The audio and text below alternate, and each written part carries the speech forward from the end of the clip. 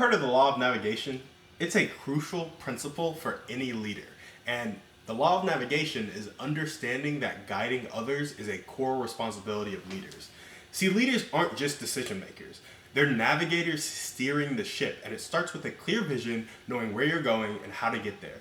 But it's more than just setting a course. Effective navigation involves anticipating obstacles, preparing for challenges, and adapting to changes. Great leaders also communicate the journey's purpose and path, ensuring the entire team is aligned and motivated. Remember, navigating isn't a solo task. It's about collaborating with your team, gathering insights, and making informed decisions together. The law of navigation is about guiding with confidence and clarity. Now share this with someone who's leading their team to success. Now that you've shared this with somebody who is about to become the leader of the century and be the expert navigator, let's dive in depth to the kind of 4 concepts that we talked about. And the first was really setting a clear vision. We really need to make sure we know where we're going.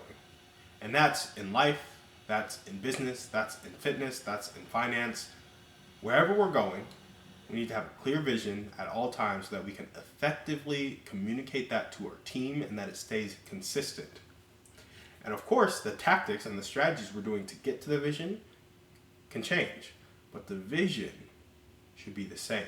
And it should be a clear, achievable vision that you can effectively communicate to your team. For the longest time, my vision has been uniting 1 billion people, or the impact of 1 billion people, towards raising the standard of living across the world to middle-class America so that everybody has more than enough food, shelter, water, and safety.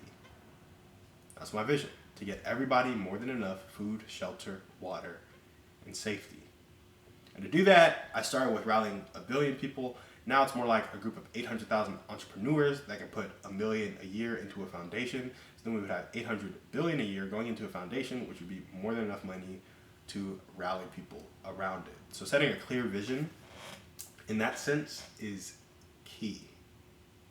And to be able to effectively communicate it, how you're getting there, where it all starts, where it's all going, like all of this is very important stuff. And of course, you need to anticipate overcoming obstacles. So there are going to be obstacles. How am I going to overcome them? Some of the ways that I think of is like, okay, I know that I'm going to need to spend a lot of my time doing what I said, going and executing on my vision. So I need my time, which means I can't have a job. So that's the first obstacle I'm trying to overcome. And that looks like getting my personal finances together.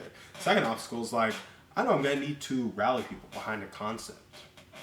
That's the new 1%. I know I'm going to need to take people from where they're at to where they can actually be an entrepreneur who can give $1 million a year away, or a person who can give $1 million a year away, which means I need to take people from where they're at right now to investor/business owner so that they can help in the impact.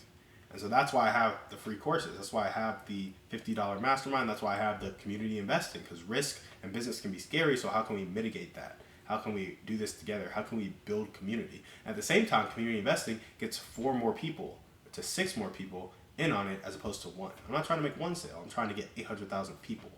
So if I can get, 120,000 groups of people, we're like 720,000. 120,000 groups of 6 people. We're at 720,000. And so now I'm making 120,000 sales versus, 800,000.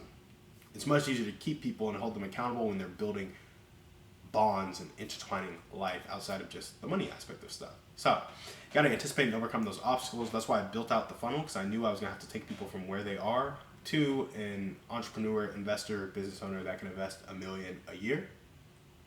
But you also need to be able to adapt. So after you anticipate and overcome some of those obstacles, I'm going to overcome my personal finances. I'm going to overcome the barriers other people have by creating the systems around it and the frameworks around it. And then I'm going to help and support them with my own financial resources so that we can multiply and build leaders and have people who are personally accountable for impacting 10,000 people, 800,000 people who are held personally accountable for impacting 10,000 people, which will hit us to that 8 billion people, right?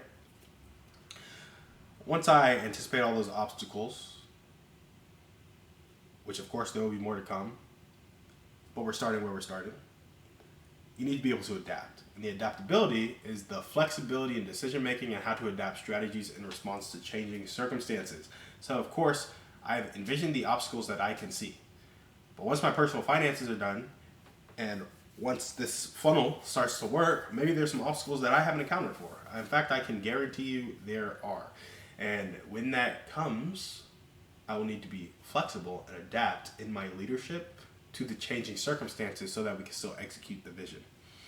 And so that'll look like flexibility in decision making and how to adapt strategies kind of in response to whatever obstacle pops up. And the thing I like about this fourth point is collaborative decision making. I don't want to adapt and be flexible alone. I don't know everything. In fact, I know very little. And so the whole idea of having a community of 800,000 entrepreneurs that are personally responsible for 10,000 people that can personally give $1 million a year into an endowment, the whole purpose of that is to collaborate on the effort to raise the standard of living to middle class America. We're not trying to do something alone, kind of beat our chests in pride. We're trying to make impact. Because we're trying to make impact, we need to collaborate on the decision making, take our different levels of expertise, our different networks, and put that all together to see how we can most effectively, efficiently, and meaningfully solve the problem. So again, you need to be able to set a clear vision. You got to be able to anticipate and overcome obstacles. You got to be adaptable in your leadership, and then you need the collaborative decision making. And I walked you through how I think about it from my life. And that's what we got for you guys today on the show. Thank you so much for watching. We will see you on the next one. And remember, we are a community of people judged not by our wealth, but by our impact.